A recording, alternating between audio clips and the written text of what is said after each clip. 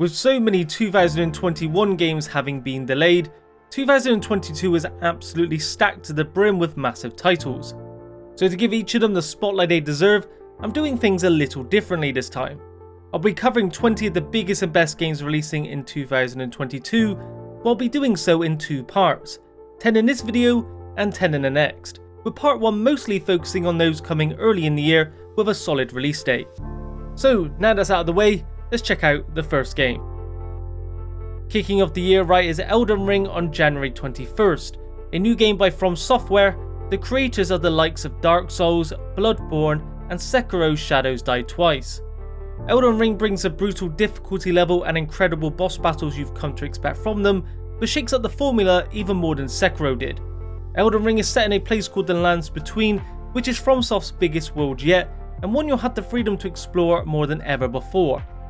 As usual, FromSoft games aren't for the faint of heart, but if you're up for the challenge, this is possibly their most ambitious project to date, and with the help of George R.R. Martin, who helped create the overall mythos, you can be sure I'll have plenty of interesting lore to dive into.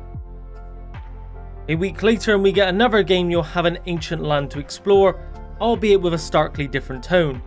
Pokemon Legends Arceus is set long ago in the region of Hisui, a location that would eventually become the region of Sinnoh from Pearl and Diamond. Just like any traditional Pokemon game, you can find, catch and battle Pokemon, although for the first time you, the trainer, can take damage. You'll join a group called Team Galaxy as a member of the Survey Corps and explore every inch of Hisui to create the first ever Pokedex. Pokemon Legends Arceus looks like the love child of a traditional game from the series and Zelda Breath of the Wild, and I don't know about anyone else, but that sounds like a pretty great mix that's worth keeping an eye on. Up until very recently, Dying Light 2 was due to release in December of 2021, but was unfortunately delayed for the second time till February 4th to allow Techland to continue to polish it up as much as possible. Set 20 years after the first, you play as Aidan Caldwell, who has exceptional abilities. However, he is haunted by memories that he can't decipher and sets out to discover the truth amongst a zombie-ridden city. This time you'll have to make some crucial decisions that will impact how the story unravels, and will double the amount of parkour moves available to you. You'll have plenty of ways to move around the environment, which is 4 times bigger than the previous game. While the delays could be cause for concern, the gameplay shown looks extremely promising, so let's hope for the best.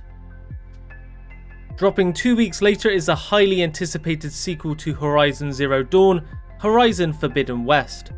Continuing the story of Aloy, her next journey takes her west to find the source of a mysterious plague called the Red Blight that is killing everything it touches, and along the way she'll face new threats and machines to fight against in order to put an end to it. Forbidden West introduces new features such as underwater swimming, a pool caster which is essentially a grappling hook, and a shield wing which acts as a parachute, as well as revamped combat that not only features better animations, but gives you more options in how you tackle situations. As with the first, the visuals are truly outstanding, and it will no doubt be one of PlayStation's biggest hitters of 2022. On February 22nd, we get a brand new game with a very unique mechanic by developer Slowclap called Sifu. On the surface, Sifu looks like a typical martial arts based beat 'em up, but every time you are defeated, the main character ages, and this is a mechanic that plays into both the story and the gameplay.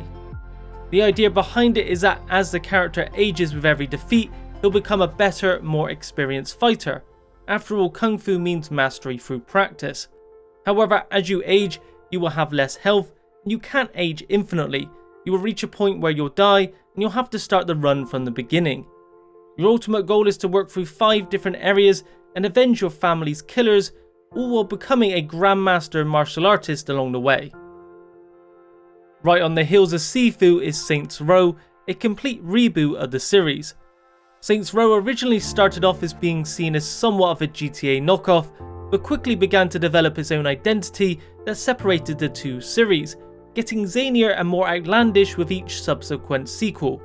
The reboot is somewhat dialing back on this and going for a comparatively more grounded approach, which has led to some fans being concerned, but Volition have made it clear they aren't backing down on their vision for the reboot, and judging by leaked gameplay, it still has plenty of the charm and crazy action you've come to expect from the series.